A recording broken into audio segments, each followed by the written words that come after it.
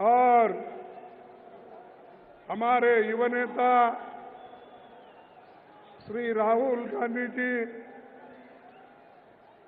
केसी वेणुगोपाल जी, अशोक गहलोत जी, सुखिंद्र सुक्कू जी, माणिकराव ठाकरे जी, रेवंत रेड्डी जी,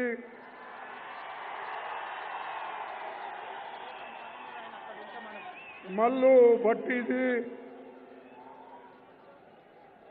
then Shri Vijay Kumar Reddy ji, काम रेड्डी जी, कोमट रेड्डी जी,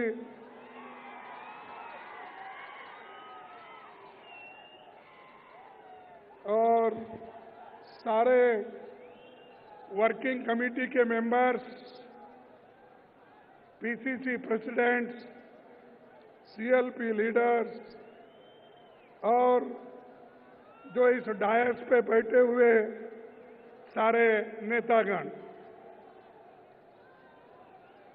मुझे बड़ी खुशी होती है आज के दिन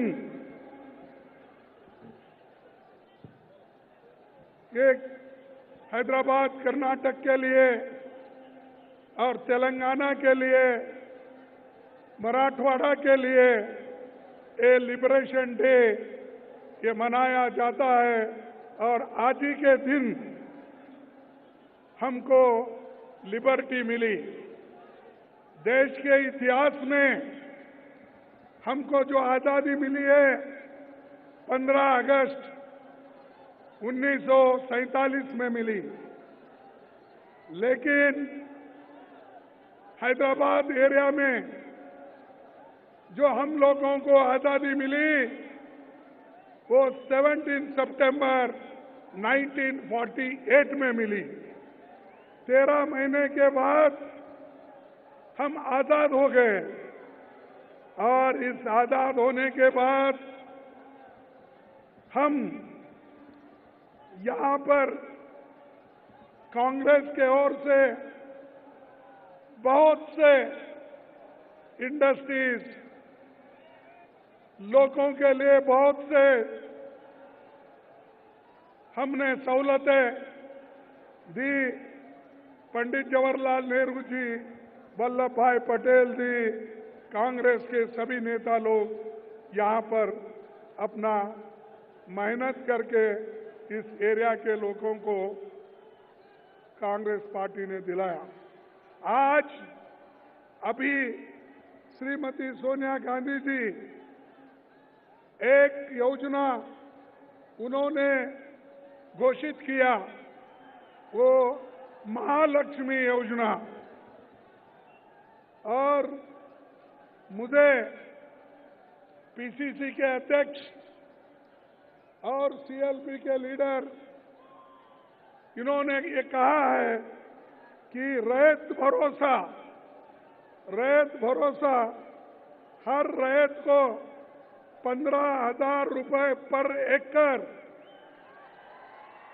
और टेनेंट को 12,000 रुपए, एग्रीकल्चर लेबर को भी 12,000 रुपए देने का भरोसा किया है। उसके अलावा बोनस रुपीस 500 पैडी के लिए प्रोवाइड किया जाएगा। हमारी सरकार आएगी तो ये जरूर हम आप लोगों को देंगे।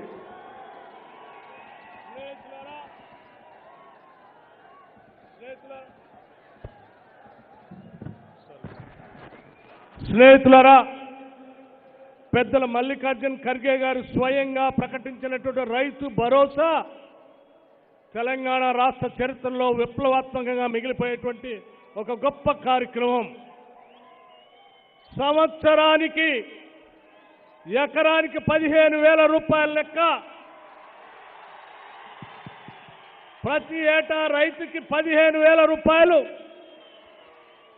పట్టదారులతో పాటు కౌలు రైతులకు కూడా ఇది వర్తించేటట్టుగా ప్రకటిస్తున్నామని పెద్దలు మల్లికార్జున ఖర్గే గారు ప్రకటించారు. దానితో పాటు భూమి లేని నిరుపేద ప్రజలకి, రైతు కూలీలకి సంవత్సరానికి 12,000 రూపాయలు వారి అకౌంట్లోకి వచ్చేటట్టుగా ప్రకటిస్తా ఉన్నారు. అంతేకాదు, వరి పండించేటువంటి రైతులకి వరి పంటకి క్వింటాల్కి 500 రూపాయలు అదనంగా బోనస్ని ప్రకటిస్తా ఉన్నారు. మినిమం సపోర్ట్ ప్రైస్ కాకుండా అదనంగా 500 రూపాయల క్వింటాల్కి ప్రకటిస్తా ఉన్నారు. బహుశా తెలంగాణ రాష్ట్ర చరిత్రలో నభూతో భవిష్యత్ పెద్దల మల్లికార్జున ఖర్గే గారికి యావత్ రైతాంగ సోదరులందరి తరఫున ప్రత్యేకంగా ధన్యవాదాలు తెలియజేస్తా ఉన్నాం.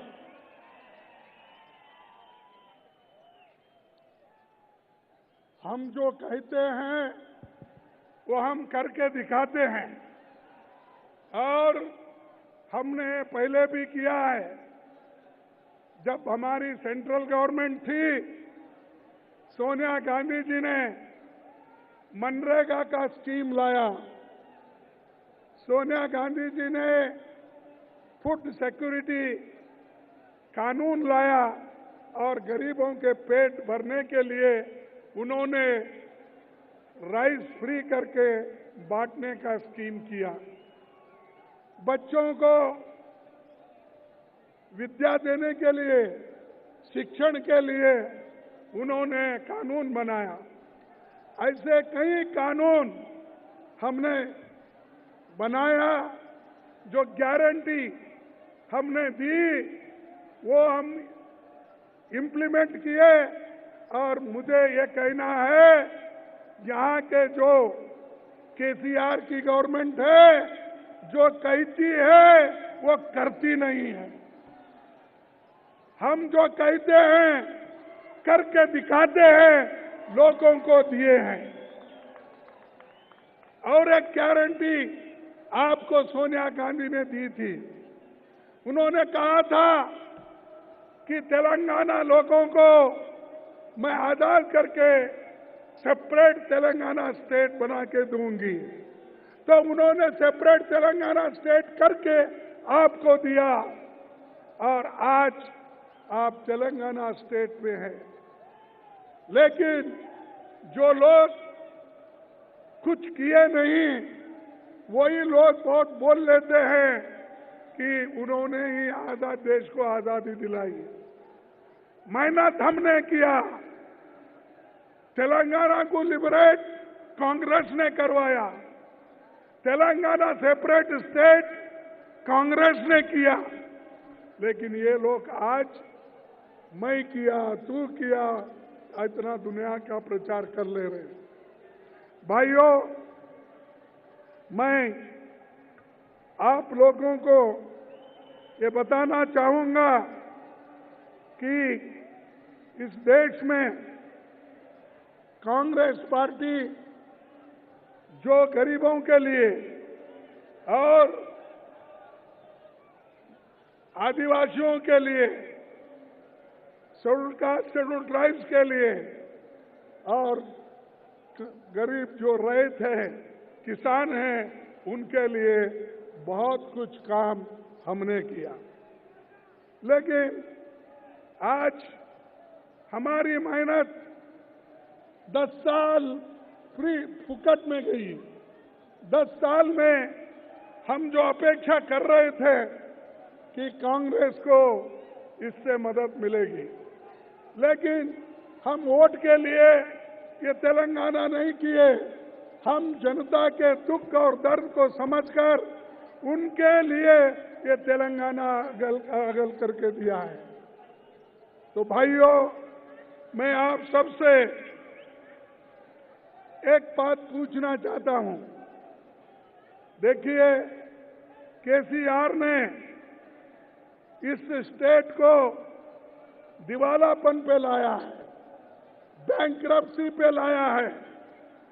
2022-23 में आज जो कर्ज है 3,67,000 लाख करोड़ रुपए तक पहुंचा है। 3,66,000 तक पहुंचा है।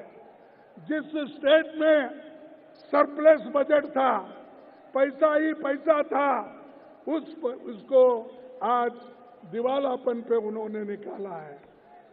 आप जो SC ST के लोगों को जमीन देना था, SC ST के लोगों को जो उनके पॉपुलेशन के तहत बजट देना था, वो भी ये सरकार आज नहीं दे रही है। और राष्ट्रीय मुद्दा, मैं ये कहना चाहता हूं कि ये जो बड़े बड़े पब्लिक सेक्टर्स, वो सभी एक तो मोदी बेच के खा रहे हैं, उनके दोस्तों को उन्होंने दे रहे हैं और वो दोस्तों को बढ़ावा दे रहे हैं और वो पैसे वाले बन रहे हैं। दूसरी तरफ जो KCR, दूसरी तरफ ये बड़े बड़े पब्लिक सेक्टर है, उसको धक्का दे रहे हैं। और आज मैं कहना चाहता हूं कि ये जो पब्लिक सेक्टर्स है वो मुनाफे में चल रहे हैं, सिर्फ 1 या 2 नुकसान में है, लेकिन यहाँ की सरकार वो भी आहिस्ता आहिस्ता से नुकसान में पहुंचाने का काम कर रहे हैं। एक तरफ मोदी, एक तरफ KCR, ये दोनों मिल गए अंदर से। बाहर देखने के लिए अलग अलग है, लेकिन अंदर से मिलके है। अगर मैं ये कहूं कि KCR की जो पार्टी है, ये तो बीजेपी की बी टीम है और बीजेपी की बी टीम रहने की वजह से उनको वो मदद करते जा रही है। इसीलिए आपको बड़ा होशियारी के साथ काम करना है। और मैं ये कहता हूं कि पब्लिक सेक्टर में 2,50,000 रुपए फायदा है, लेकिन उसको घाटे में लाने की कोशिश सेंट्रल गवर्नमेंट कर रही है। दूसरी चीज, आज जो भगोड़े हैं, जो बड़े बड़े साहूकार हैं, वो लोग बैंक से कर्जा लेके भाग रहे। अब तक 40,000 करोड़ रुपए लेकर इस मुल्क छोड़ के भाग गए हैं। ऐसे लोगों को केंद्र सरकार और राज्य सरकार मदद कर रही है। इसीलिए भाइयों, मैं आपको पूछना चाहता हूं, ये जो काम है, और ये पहले जो कहते थे कि हम बहुत कुछ गरीबों के लिए करेंगे, लेकिन इन्होंने कुछ नहीं किया। बड़े बड़े कंपनियां टैक्स चुरा रहे हैं, लेकिन गरीबों को तकलीफ वो लोग देते रह रहे। मैं आपको एक बात पूछना चाहता हूं, मोदी जी ने अपने इलेक्शन में वायदा किया था, क्या वायदा किया था? हमारे युवाओं को 2-2 करोड़ नौकरियां दे दूं। क्या आपको 2 करोड़ नौकरियां मिले? नहीं मिले। तो मोदी झूठ बोल रहा है। अगर झूठ बोल रहा है तो आप और एक बात बताइए।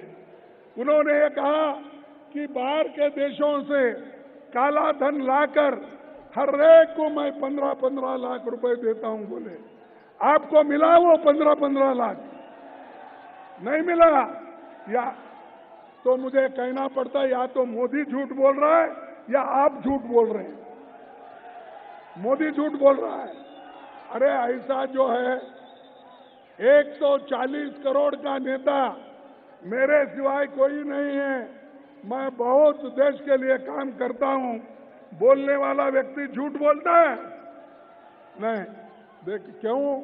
वोट लेने के लिए मोदी भी झूठ बोलते हैं, KCR भी झूठ बोलते हैं। उन्होंने भी धोखा दिया और इन्होंने भी धोखा दिया। इसीलिए आप होशियारी के साथ आपको काम करना है और आने वाले चुनाव में एक बात को आप याद रखना चाहिए कि लाल बहादुर शास्त्री जी एक बात करे थे। उन्होंने हैदराबाद में एक बात की, एक चुप बैठो, अगर किसी को सुनना नहीं है तो बाहर जाओ, don't shout like that. Lal Bahadur Shastri ji ने एक बात उन्होंने कही थी, जो हवाई जहाज में हमें पाकिस्तान के खिलाफ इस्तेमाल करने पड़े हैं, वो अगर हम पिछले 7-8 सालों में न बनाते तो बड़ी परेशानी आती। आजादी के बाद देश ने बहुत प्रगति का 200 सालों में अंग्रेज राज में जो बातें नहीं हुई वो हमने 10-12 सालों में देश के लिए किया। आज हवाई जहाज और मोटर गाड़ियां बन रही है, नए बांध, नई नहरें बन रही है, अस्पताल, स्कूल और सड़कों बन रहे हैं, IIM, IT। ये बातें लाल बहादुर शास्त्री जी ने कहा।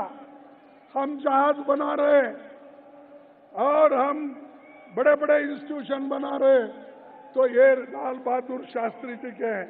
और ये मोदी जी कहते हैं आने के बाद ये कोई तुमने कुछ नहीं किया, 70 साल में कांग्रेस कुछ नहीं की, ये बातें बोलती है। इसीलिए आने वाले चुनाव में जो रेवंत रेड्डी आज अपना काम कर रहे हैं कांग्रेस पार्टी के ओर से, और हमारे CLP के लीडर, वैसा ही हमारा कांग्रेस पार्टी के सभी नेतागण, चाहे वो छोटे हो, बड़े हो, MLA हो, MPs हो, सभी लोग काम कर रहे हैं। और आपको ये इलेक्शन में जीतना है। जीतने के लिए हर लोग कोशिश करना चाहिए। मैं समझता हूं आप लोग, पूरे लोग कोशिश करेंगे। जो कोशिश करेंगे समझते हाथ उठाइए।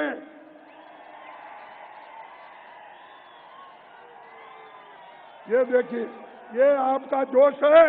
इस जोश को देखने के बाद मुझे ये मालूम हुआ, मुझे ये विश्वास हुआ, आप कांग्रेस पार्टी को, उसके सरकार को जरूर वापस लाएंगे और कांग्रेस पार्टी की सरकार यहां बनेगी।